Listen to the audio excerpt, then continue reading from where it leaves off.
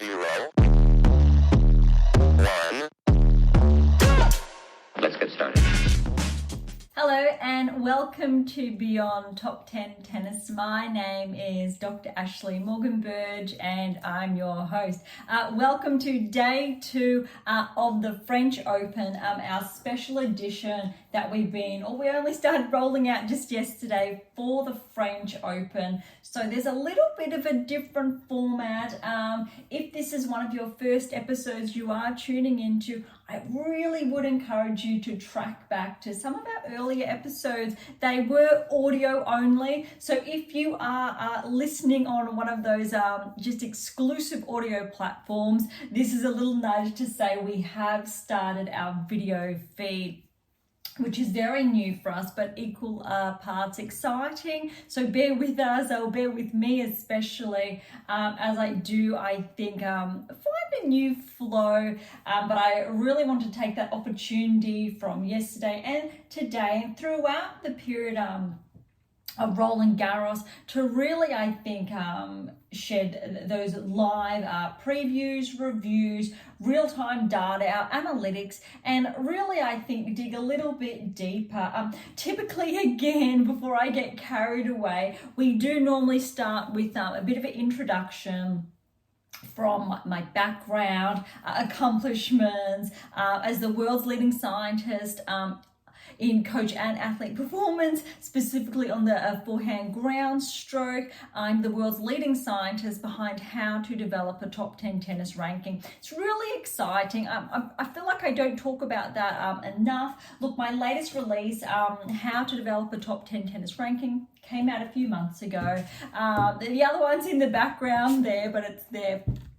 But I do have 12 books that are published, which also includes one of them. I brought them along today. So typically when they are audio exclusive, I don't have the chance to show you, I think, those visuals, which is always a bit of fun. But before I think I get carried away again, if you do want to have a bit of a better understanding, grasp on where I'm coming from, background, I think the work I've been doing for going on 20 years, head on over to AIMA International, listen to some of our previous episodes, and you'll hear, I think, a lot more in there specifically on that. But I really would encourage you again to track back over to, I think, AIMA International, where there's a lot there, and there's our About section, and there's one on Dr. Berge. So feel free, and I really would encourage you, if you are unsure, just to dive in, really. All right, I really want to set today aside to look at day 2. As always, we'll start with the WTA Tour, ATP Tour to follow. Yesterday, we really did wrap up the week that was. So essentially, we kept with the flow that we would typically do, reviewing the rankings, if there are new rankings that are out, which it typically happens most weeks, not always. And then relative, I think, performances that have happened and have unfolded with the various events throughout the week that has been. So it's really exciting because this is actually only the second Grand Slam that I've exclusively tapped into. A lot of my other books, the What Is Your Game Missing series, so that is what is your game missing? What is your game missing now? And what is your game missing to win? One of them actually was voted number 1 a few years ago as the must-read tennis book worldwide, which was really exciting. So, but what those books essentially did, they dived into events from Australian Open, Wimbledon, US Open, Roland Garros on multiple occasions. And we pinpointed specific players and their projections, how we can also use our analytics to know who's going to win a Grand Slam, if they're going to win a second Grand Slam. Really exciting. Obviously, along with their correlating with their ranking success, if they are going to track towards that top 10 tennis ranking, or they're going to regress. There's a lot of really interesting insights in there. But then what we've been able to do is track backwards on how we can make that happen, and that's where it gets exciting. So this is I think this the second Grand Slam where we've had Beyond Top 10 Tennis. We celebrated our first anniversary a few weeks ago now. So instead of writing in real time, it's a very different approach and twist in contrast to waiting for that next publication to come out. So I just wanted to share, I think, a backstory there on the emphasis, but also how integral this is, especially for players if you are ranked inside the top 10 on the WTA or ATP Tour. There are such significant takeaways. If you are inside the top 100 actively playing, there's so much here to learn to progress towards, say, top 50, top 30, and so on. And also for the majority out there, and I say that because there's only 200 at any given time across both tours inside the top 100. If you have that ambition or you're curious on how it works to progress towards, say, the top 100, towards top 50, and eventually top 10, towards Grand Slam success, you're in the right place. There's no other entity, scientist, coach with that. And I think that's a really important fact that I don't normally acknowledge. However, I am the world's leading scientist and coach, arguably the most qualified coach worldwide, especially when it comes to the ground stroke, forehand ground stroke exclusively, and how we have specific cross sections, various implications for whether it is the serve, the volley, the backhand, every other element of the game, and how we've been able to extrapolate the data to build that 10-year pathway available on AMA International and the long game. All right, I think I do get really carried away on that, and I'm sure you can see how excited I can get or do get. So let's dive into the matches that have been underway. And there are some really big favorites, especially on day 2. So track back to, I think, our previous episode. So that was number 88. Today is episode 89 of Beyond Top 10 Tennis. So let's get into it. Jabeur versus Vickery. This was a really interesting match. It was 3-2, so to Jabeur, but it was actually really clean. Probably the cleanest I've actually seen Jabeur play in some time, because she hasn't had, let's say, the most successful season to date, especially when you consider she's made 3 Grand Slam finals in the past. I think it's the best part of the last 24 months. Swiatek over Lejeune. This was really good. Look, 2-2 in the second set. It actually got really close, and I think there were some nerves going on there. But Lejeune really, I think, played smoothly. She would be really proud of herself despite the scoreline. But well done, Swiatek. That was it's always, I think, a little nerve-wracking, especially number 1 seeds, stepping on court, especially if you're a defending champion, to just get that first win under your belt.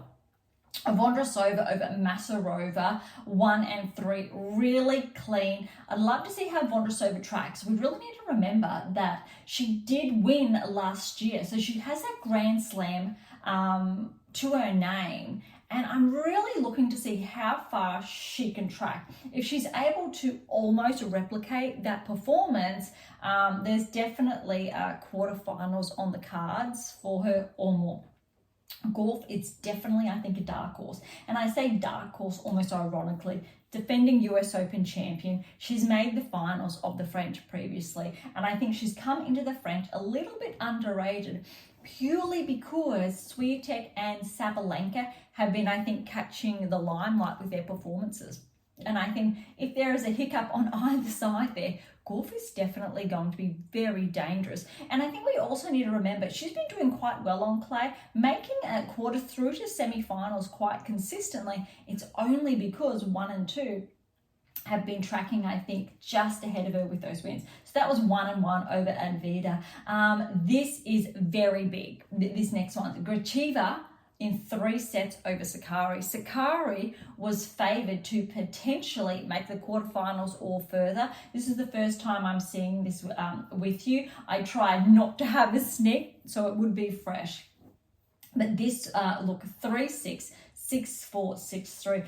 Obviously, Gracheva was too good. Sakari could not pull out that A game that she really needed. But Sakari, she really had, from Miami, Indian Wells, played really good. Clay court, she's been okay. Not sensational. She hasn't walked away with a title, but by no means has she been playing poorly. So that's actually a very big hit, and that's going to open a big part of the draw open. All right, next we've got Svitolina over Pliskova. Pliskova, we know she's been former top 10 player for a number of years. Obviously Svitolina as well. But this was always going to be a really difficult match. 3-6, 6-4, 6-2 to Svitolina. Really happy for her. Looking forward to Svitolina potentially making a semi-final run. She's done it before. She definitely can do it again. However, obviously Sakari being moved out of her way, potentially. However, Golf is also in the mix on this half of the draw, I believe. All right, Parry over Ferro, that was 3-6, 6-3, 6-3. Paolini over Saville. They had a rain delay when Paolini was 2 points away from match point. Saville played actually really well. She's an Aussie. She's ranked around 85, I think it's 83 in the world from memory. But she played relatively solid, and the scoreline is 3-4, but Paolini was really good. So she played a clean game. That said, she didn't play as sensational as I was anticipating. So the next two rounds are going to tell us a lot. Kalinskaya over Burrell, 7-6, 7-5. Kalinskaya, I think she's around 25 in the world. I believe she made roughly around the quarterfinals of the Australian Open, skyrocketed her back or inside the top 30. Her results have been mixed. Not as good as, say, Paolini, who had that standout performance at the Australian Open. Kalinskaya, however, was really good. She has not captured a significant title like Paolini has this season, but I wouldn't be surprised if Kalinskaya makes a surprise around a 16 berth. Kokureto over Haddad Maia. 3-6, 6-4, 6-1. Haddad Maia is the 13th seed. That's another seed on this side. This was actually very substantial. Haddad Maia has been inside the top 10. Tracked, I think, outside almost the top 20, has been hovering inside the top 20, steadily progressing towards the top 10 again, but she hasn't had those results to really push there. Obviously, Collins, in comparison, who has broken into the top 10, it's very different. So it's actually very hard at the moment to become a barrier breaker on the WTA tour, actually on both tours respectively. A good performance from Kokureto though, because she has been tracking this season, so it's not shocking. Bogdan over Jackie Moe, 1 and 3. Potapova over Rakimova, that's 2 and 3. Collins, a nice clean win over Dolhide, 3 and 4. That said, it went for almost an hour and a half, so it was not a breeze or a walk in the park. So well done for Collins. I really hope she has a standout performance, but how she's been playing, you would not be surprised if she went through the semi-finals. Osorio over Kalinina, 3-6, 7-6, 4-1. That's a shame. Kalinina needing to retire. Kalinina has had some really good wins lately, so that is a bit upsetting, but Osorio, well done. That's almost, we'll say, in 3. Noskova, the standout performance at the Australian Open again, that has really pushed her inside the top 30. She's been able to maintain that hold, 27th seed now, so she had a 7-6, 6-4 win over Dart. Buska over Stadut-Utsiva. I apologise for the mispronunciation. 4 and 1. Pera over Hibino, 2 and love. Samsonova over Lynette. That's a bit surprising. Even though Samsonova is seeded 17, Lynette actually has had a relatively good season. 1-1.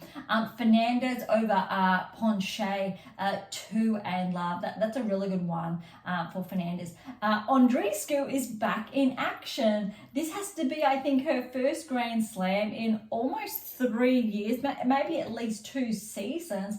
We know a couple of years ago now, Andreescu had that breakthrough, winning the US Open. I think she was around 19 years of age when that did happen, and she's been dealt a blow with injuries in recent years.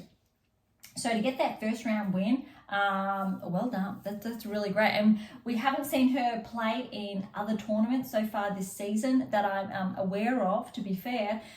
So a win, first round at the Grand Slam, there would have been a lot of nerves. And over Sorobes Tormo, 7-5, 6-1. That's a really good performance because Sorobes Tormo, she has been consistently showing up this season. Bagu over Riera, 2-3. Tomova over Alexandrova, 6-3, 7-6. Alexandrova has had actually a good start this season. I think it was a couple of weeks ago, Alexandrova got a win over Swiatek. So please correct me if I'm wrong. I'm sure I can look that up. But Alexandrova has had some very good wins this season. There's a reason why she's maintained a really good hold inside the top 20. She has caused a problem for players inside the top 10. So to have her out as well, look, it's clearing, let's say, a path for the primary, let's say, players that we are really looking at. Sakari's out, and then with Alexandrova out, Haddad Mayer out, it's going to get interesting. But we know this happens every Grand Slam. And it really, I think, adds to the story. And a couple of episodes, I really ran home the emphasis about the stories that are really unfolding and being told, because there's so much we can learn about that, and the players who are going to continue to track and those who are going to then regress. Pavlyuchenkova over Udivari, 3-4. Baptiste over Day, it was 4-6, 6-2, 6-2. Back to Pavlyuchenkova though, because that wraps up the women's draw for Day 2. This is one of my sidekicks, and he was a bit upset that he wasn't getting the attention. There's another sidekick here, but I normally do keep them in the background. So that is where all that noise has come from. If you are listening to audio only, I really do apologize, but really track on over to the video feed to have a look at, let's just call him a cheeky monkey, but he's not a monkey, as you can see. But these guys are a lot of fun. Right, we've got a lot of interesting ones that have unfolded, I think, over Day 2. But the biggest ones, I think, Zverev and Nadal, and we will get to that shortly.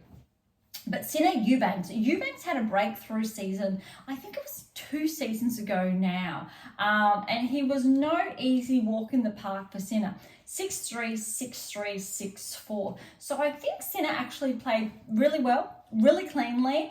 Eubanks, however, he did get a number of games there, so it wasn't as smooth as I think potentially the scoreline could suggest. That said, Sinner's been out, so he has been injured. He has said that he has recovered. He's feeling good. That said, I think as far as expectations are concerned, it's a little difficult to gauge until, let's say, he gets a number of other wins under his belt, because he has been sidelined, even though just a small amount of time. This was a good one. Tsitsipas over Fucsovics. Fucsovics is no walk in the park. 7-6, 6-4, 6-1 Tsitsipas. Tsitsipas has to be inside the top 3 favourites. Potentially his best chance to win a slam, which brings me to Zverev over Nadal. 6-3, 7-6, 6-3. Zverev was just too good, and both of these two, Tsitsipas and Zverev, this French Open has to be one of their best chances to claim their maiden slam. Tsitsipas has been playing well. I think it's 2 titles now that he has secured, although he's had some, let's say, fluctuating results in between. Rudd, however, is a bit ahead. So Rudd is actually favoured as well. That said, I really want to focus on these two just at the moment, because Rudd, by all accounts, has the capacity to win his maiden slam as well. But both Zverev and Tsitsipas, like Rudd, have made the finals. Rudd's actually made more finals, is what I guess I'm hinting towards. Tsitsipas and Zverev, not so much. Zverev, both of them have come very close, but the level of play they have been is heading towards where Rudd is at. Rudd has, I think, that extra title, I think, this season. Both Zverev, he won in Rome, and I think Zverev has started to peak just in time, similar to Rudd, who has also won a recent title. But I can't discount Tsitsipas because of how he also has been playing the best part of the last, I'm going to say 3 to 4 weeks. All 4 of these players have not, had the best results, but Zverev has continued to show up. So even if these two, they really have a good chance, we still have the likes of even Medvedev and Rudd in their way, because that brings me now to Medvedev. He had 4 sets over Kopa, 6-3, 6-4, 5-7, 6-3. That's a tight match, but Medvedev's been playing really well this season as well. Analdi over Fils, 6-3, 4-6, 6-4, 6-2, and Monfils, really good match over Seyboth Wild. And it went to 4 sets. Seyboth Wild has been tracking quite positively this season. So look, 6-2, 3-6, 6-3, 6-4, really good win for Gael. Shelton over Gaston. This was almost a little bit concerning. Gaston walking away with that first set, 6-3. Shelton came back 6-3, 6-4, 6-4. I'm not sure how Shelton's going to track. He definitely has that level of play, but it hasn't been as consistent, and it's a different level compared to, let's say, the likes of Zverev, Tsitsipas, Rudd, Medvedev that we've been touching on. But we all know Shelton has the capacity to cause problems, so it's going to be a little bit interesting, especially if Shelton, let's say, is matched up against a top tenor in, let's say, the first week, but more likely the second week if he's able to make it that far. Kakanakov over Nagal, 6-2, 6-love, 7-6. Shapovalov, great to see him back. He's a really good win, which will help him with his points. Again, I've talked about Shapovalov previously, top 10, and everything to do with his results. He hasn't managed to claw his way back yet. Although Lissame is a really good example, former top 10 as well, and has finally managed to start to claw his way back inside the top 20. Let's see if Shapovalov can do the same this season, but he needs to get a number of wins under his belt to begin with. But look, first round Grand Slam win over Van Asch, 3, 4, and 4. It's a healthy start. Paul over Cashin, 2, 3, and 1. Igor Lissame over Nishioka, 2, 4, and 4. Shevchenko over Karatsev, 6-4, 4-6, 1-6. Wow, 6-1, 6-4. That is a huge match. Let's see how Shevchenko pulls up after that. Kovalik over Giron, 7-6, 6-4, 3-6, 7-6. That's a tough one. Tiafoe over Bellucci. Look, this is 5 sets. 6-3, 3-6, 6-7, 6-4, 6-4. Tiafoe hasn't had the best season. He's been on the cusp of the top 10 quite often. Similar to, say, Fritz, for example, but his level of play has not been up there where it, let's say, once was so far this season. It'd be great to see how he tracks. Normally we see him have a standout performance at the US Open, understandably, though I'd love to see him with more of that consistent baseline to cause, say, more problems for the top 10, because he's one of those players that genuinely has those tools that can. Squire over Purcell. We watched the end of this, and this was absolutely brutal. Purcell's an Aussie. He's been inside the top 10 for some time. He's won Grand Slams for doubles. Squire is a qualifier. I believe he's an up-and-comer from Germany, but look at this scoreline. 6-2, 6-2. Then Purcell came back to win the next 2 sets, 6-3, 6-4. Tie break, it goes to Squire, but it was 12-10. Purcell, I'm not too sure if he actually had championship point or match point, sorry, but I think he came close. I'm going to say there probably definitely wasn't in there, but way to go for Squire, the qualifier, to hold on to that. Let's see what happens to his ranking after this first round. That's how it gets quite exciting after the French. Serdalundo over Haffman, 3, 3, and 4. Baez over Hyde, another 5 set, 4, 6, 6, 3, 6, 1, 4, 6, 6, 3. Kekmanovic over Monteiro, 2, 1, then was 4, 6, and 7, 5. Velvic over Sorfelin, another 5, 4, 6, 7, 5, 6, 4, 6, 7, 6, 4. That's a very big one. Quant over Russavori, 3, 4, and 3. Misalovic over Bertiane, a 5-setter. Wow. A qualifier and a lucky loser here. 4, 6, 4, 6, 6, 3, 6, 4. 6-2. That is a huge match. A bit over 3 hours, so we have seen him go longer, and this one went for over 4 hours here. A 5-setter. Norrie over Kotov. Kotov got the win, and Norrie's a 32nd seed, and we know how Norrie can perform, especially on the grass. But look at this, 4, 6, 6, 3, 3, 6, 7, 6, 6, 2. That is a huge one. All right, the last two for day 2, Mazzetti over De Gallen, 3, 3, and 5. And Volgini with a clean 3-set win over Van der Danschulp, 1, 1, and 5. All right, that wraps up day 2. I wanted to take the chance before we wrap up today's episode, because these episodes are going to be a little bit shorter with our French Open special editions. But while we have the chance, let's take a little bit of a peek into today's matches that are essentially going to unfold on day 3 then. So I'm just going to pick up some standout matches. So the first one is Zhang and Cornet. Last season on Tour, Cornet, I'm not too sure if she's hanging up her racket at the French or at the end of the season. I think it's the end of the season. So it's going to be Cornet's last French.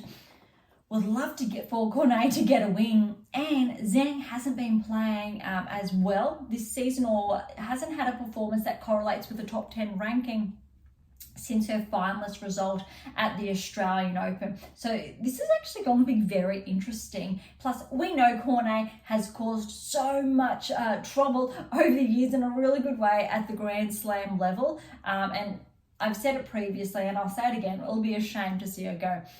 Rybakina over Minen. This will be very interesting to see how Rybakina performs, given that she has been a little bit unwell lately with a couple of withdrawals from some events.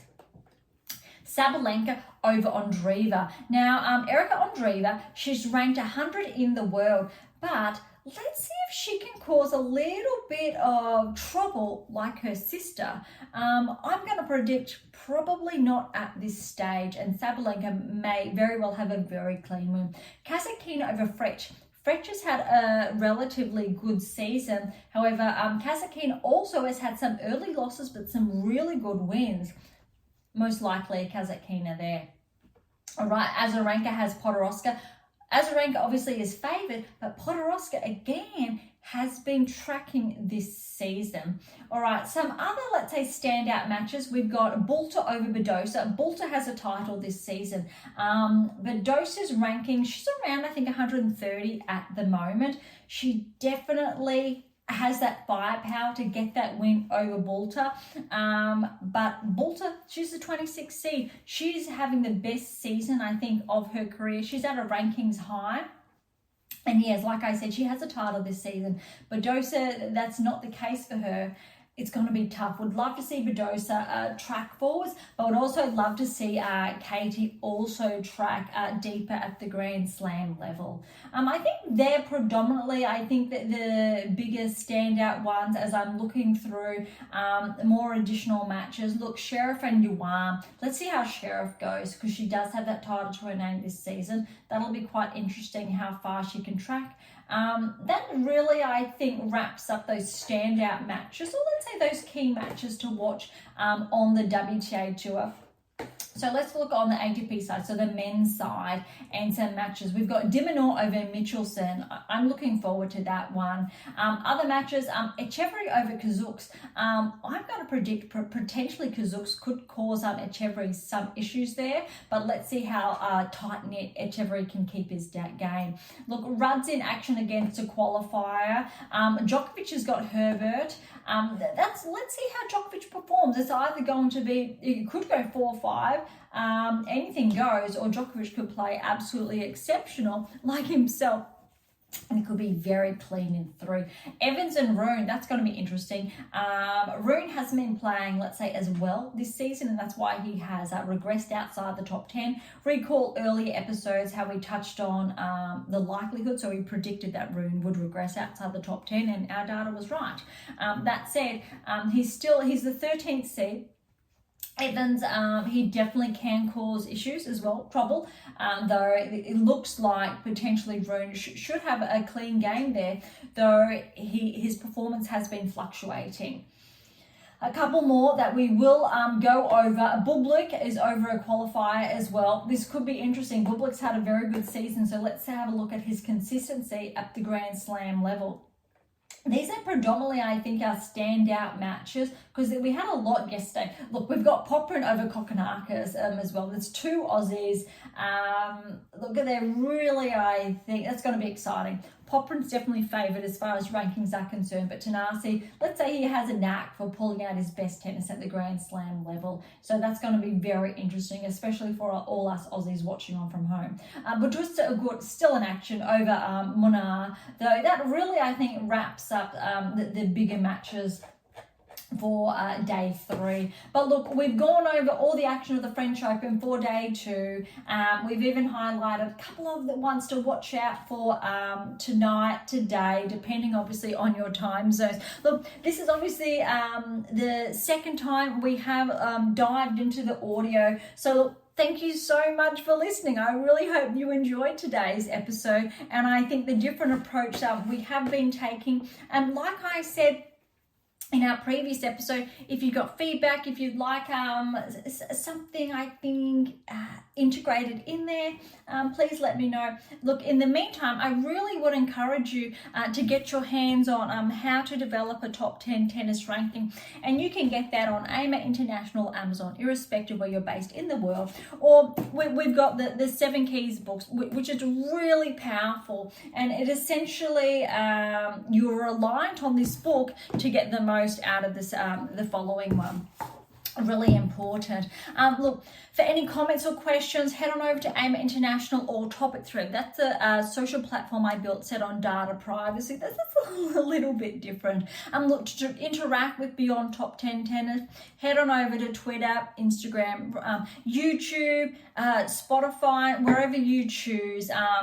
Feel free to just get involved. Everyone's welcome. Look, to interact or to read up on our blogs, head on over to AIMA International Medium, and you will find them all there. And I think, like I've said on countless times before, we have, I think, up to around 100 blogs or articles there that are incredibly insightful. For something different, head on over to Pink Octopus Books, where you'll find my fictional release, which is right here as well. And that's just for a little bit of fun. Or Spruik, that's some random polls as well. So remember, all of these links are going to be in the show notes, episode notes as well. And look, if you enjoyed today's episode, please subscribe, like, or share. That would be absolutely phenomenal. But do remember that we have scholarships available on AIMA International. So again, head on over there. You will find that with options to work with me exclusively, especially if you're looking to track closer towards that top 10 tennis ranking. So don't be shy. Come and say hi. Okay, on that note, thank you so much for listening. I am so incredibly grateful. I really hope you've been enjoying this new format, a little bit more laid back, and I really hope you didn't mind, and my sidekick that you did see earlier. They're a lot of fun. I am your host, Dr. Ashley Morgan Berge, and this is Beyond Top 10 Tennis. I'll see you next time.